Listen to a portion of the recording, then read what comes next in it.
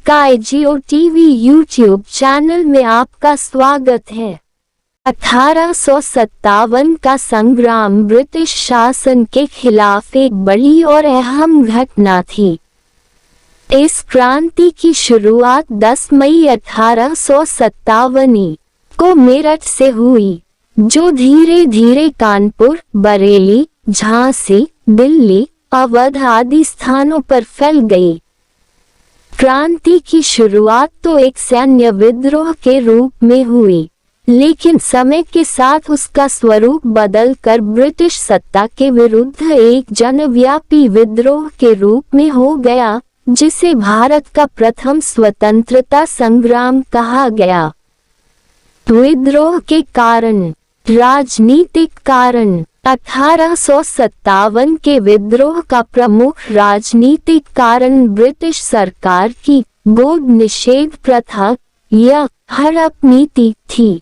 तो यह अंग्रेजों की विस्तारवादी नीति थी, जो ब्रिटिश भारत के गवर्नर जनरल लॉर्ड डलहौजी के दिमाग की उपज थी। कंपनी के गवर्नर जनरलों ने भारतीय राज्यों को अंग्रेजी साम्राज्य में मिलाने के उद्देश्य से कई नियम बनाए। उदाहरण के लिए, किसी राजा के निःसंतान होने पर उसका राज्य ब्रिटिश साम्राज्य का हिस्सा बन जाता था। राज्य हड़प नीति के कारण भारतीय राजाओं में बहुत असंतोष पैदा हुआ था।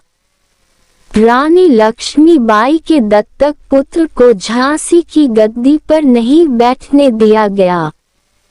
हड़प नीति के तहत ब्रिटिश शासन ने सतारा, नागपुर और झांसी को ब्रिटिश राज्य में मिला लिया। अब अन्य राजाओं को भय सताने लगा कि उनका भी विलय थोड़े दिनों की बात रह गई है। इसके अलावा बाजीराव द्वितीय के दत्तक पुत्र नाना साहेब की पेंशन रोक दी गई, जिससे भारत के शासक वर्ग में विद्रोह की भावना मजबूत होने लगी। सामाजिक एवं धार्मिक कारण। भारत में तेजी से पैर पसारती पश्चिमी सभ्यता को लेकर समाज के बड़े वर्ग में आक्रोश था। 1850 में ब्रिटिश सरकार ने हिंदुओं के उत्तराधिकार कानून में बदलाव कर दिया और अब क्रिश्चियन धर्म अपनाने वाला हिंदू ही अपने पूर्वजों की संपत्ति में हकदार बन सकता था। इसके अलावा मिशनरियों को पूरे भारत में धर्म परिवर्तन की छूट मिल गई थी। लोगों को लगा कि ब्रिटिश सरकार भारतीय लोगों को क्रिश्चियन बनाना चाहती है। भारतीय समाज में सदियों से चली आ रही कुछ प्रथाओं जैसे सती प्रथा आदि को समाप्त करने पर लोगों के मन में असंतोष पैदा हुआ। आर्थिक कारण। भारी टैक्स और राजस्व संग्रहण के कड़े नियमों के कारण किसान और जमींदार वर्गों में असंतोष था। इन सब में से बहुत से ब्रिटिश सरकार की टैक्स मांग को पूरा करने में असक्षम थे और वे साहूकारों का कर्ज चुका नहीं पा रहे थे, जिससे अंत में उनको अपनी पुश्तैनी जमीन से हाथ धोना पड़ता था। बड़ी संख्या में सिपाहियों का इन किसानों से संबंध था और इसलिए किसानों की पीड़ा से वे भी प्रभावित हुए। भारत में ब्रिटिश सेना में 87% से ज्यादा भारतीय सैनिक थे। उनको ब्रिटिश सैनिकों की तुलना में कमतर माना जाता था। एक ही रैंक के भारतीय सिपाही को यूरोपीय सिपाही के मुकाबले कम वेतन दिया जाता था। इसके अलावा भारतीय सिपाही को सूबेदार रैंक के ऊपर प्रोन्नति नहीं मिल सकती थी। सैन्य कारण। भारत में ब्रिटिश सेना में 87% से ज्यादा भारतीय सैनिक थे। उनको ब्रिटिश सैनिकों की तुलना में कमतर माना जाता था।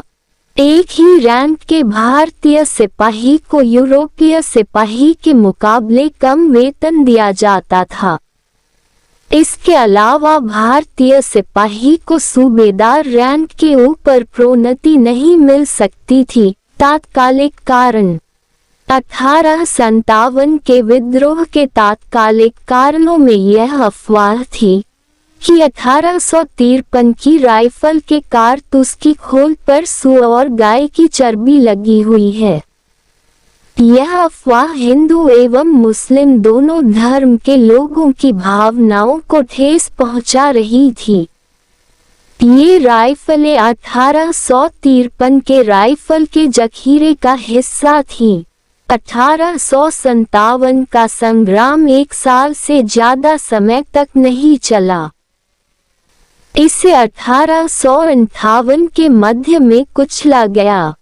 मेरठ में विद्रोह भड़कने के 14 महीने बाद 8 जुलाई 1858 को आखिरकार कैनिंग ने घोषणा किया कि विद्रोह को पूरी तरह दबा दिया गया है। अगर आपको ये जानकारी अच्छी लगी हो तो हमारे चैनल को सब्सक्राइब करें।